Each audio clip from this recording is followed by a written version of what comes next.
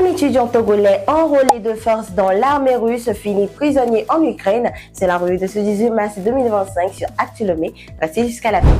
Nous commençons avec l'exclusion de 43 élèves au Togo, une sanction contestée par la SEET. La synergie des élèves et étudiants du Togo SEET conteste l'exclusion définitive de 43 élèves accusés d'avoir mis enceinte des camarades, jugeant la sanction injuste et contre-productive. Elle critique le manque de transparence de la procédure et l'absence de soutien pour les élèves concernés. La SEET propose des alternatives éducatives comme la sensibilisation, la médiation et des suspensions temporaires avec possibilité de réinsertion.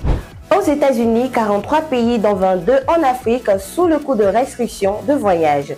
L'administration américaine sous Donald Trump envisage des restrictions de voyage pour les citoyens de 43 pays dont 22 en Afrique afin de renforcer la sécurité nationale. 3 catégories sont établies: interdiction totale, restriction partielle et un ultimatum de 60 jours pour améliorer la coopération sécuritaire. Ces mesures visent à corriger les failles dans le système de délivrance de visas et de renseignements voyageurs. La liste complète à voir sur le site actulomé.com. Et puis, un étudiant togolais enrôlé de force dans l'armée russe est capturé en Ukraine. Le MMLK alerte.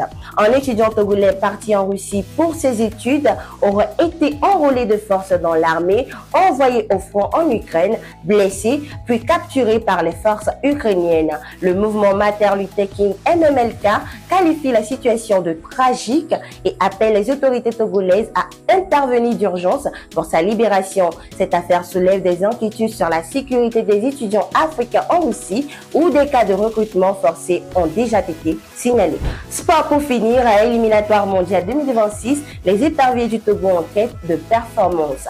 Les éperviers du Togo entament une préparation intensive pour les éliminatoires de la Coupe du Monde 2026. La première phase met l'accent sur les joueurs locaux avant l'arrivée des expatriés afin de renforcer l'équipe. 2 matchs cruciaux les attendent: la Mauritanie en premier test important, puis le Sénégal, un adversaire redoutable. L'équipe espère tirer parti de cette préparation pour décrocher de bons résultats et se rapprocher de la qualification. Et c'était la revue d'actualité de ce 18 mars 2025. Stéphanie Cuvidien pour vous informer. Republiez massivement et lâchez-vous dans les commentaires. Actulomé.